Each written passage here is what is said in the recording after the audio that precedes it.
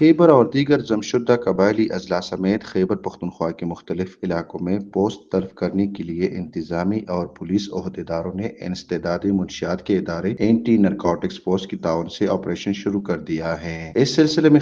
ضلع خیبر کے تحصیل باڑہ کے مختلف گاؤں اور دیہاتوں میں سیکورٹی اہلکاروں نے ڈنڈوں سے اور ٹریکٹر سے کے ذریعے 400 کنال سے زائد اراضی پر پوسٹ کی پودوں کو تباہ کر دیا ہے۔ پوسٹ کی فصل